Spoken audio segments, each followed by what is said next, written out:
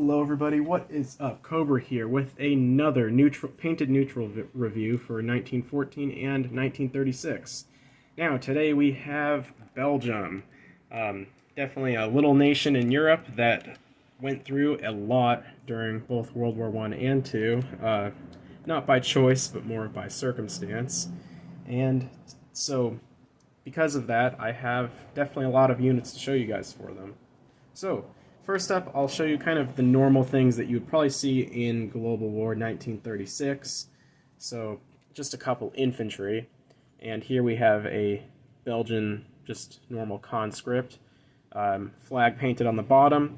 And now I did do this blue.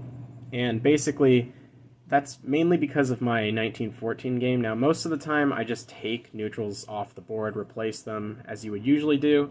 But in my 1914 game, because there's a lot less complexity going on with like tons of units and diplomacy and stuff like that, I find it kind of cool to leave on some forces. And since the Belgians align to the Allies, and both the French and the British have blue on the bottoms of their roundels, because of that, they look well. Like, you know, if you put that on the board, yes, you see the Belgian flag, but you see that blue. And unlike my normal neutrals where they have white, it kind of represents that they're allies. So that is their infantry. And we've got a couple of these militia sculpts from historical board gaming. These are just Dutch militia, but we've painted them up as the Belgians, and they look pretty good. And like I was saying, for 1936, you're going to see, you know, I think there's a militia in the Belgian Congo and four infantry in Europe.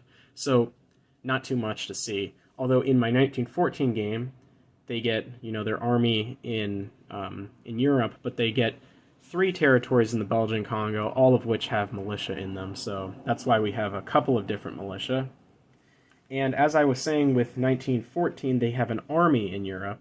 That's because not only do they have some infantry, but they get an artillery. So I've got that painted up. It's a Risk artillery piece. We went with this brownish kind of color. It's more of a World War II camouflage that I was seeing, so I decided to just use that. Here we have their armored car that they also get in 1914. They had a pretty decent, well-maintained armored car force that also ended up fighting in Russia during the war. So this is a 3D printed, it's an Italian armored car that I didn't put the turret on, and it's supposed to represent a Minvera armored car, which was a locally produced Belgian variant. So nice little armored car for the Allies to pick up when Belgium decides to join the Allies.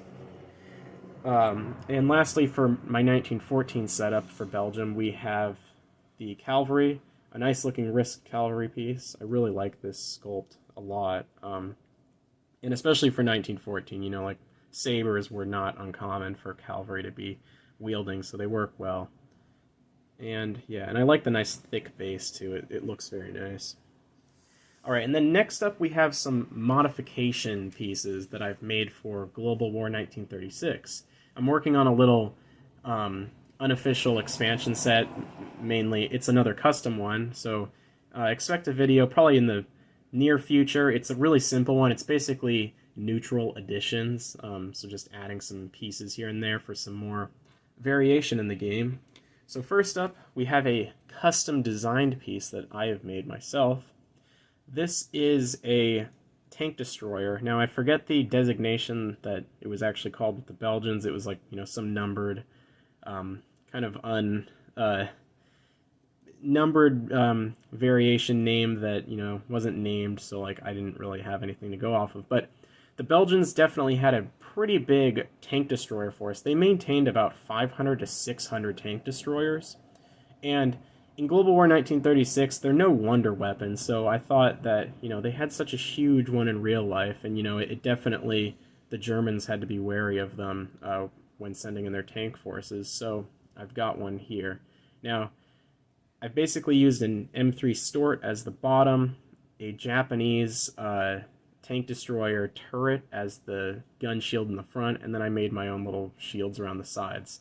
And so basically how this vehicle would have worked is it would have driven, like, with this as the front, and then it would have been able to basically, like, back up, fire, and then easily get away.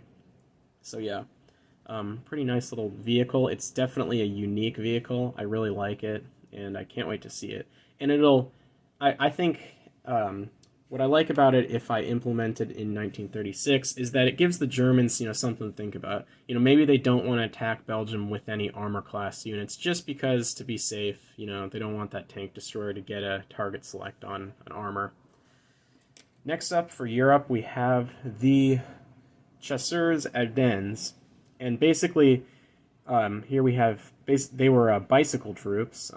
They were some of the most elite forces in Belgium. They were very small though, so they were trained well. They were light infantry, fast moving, but like I said, a very small force. And as you can see here, we've got them on a bicycle, so really cool infantry piece.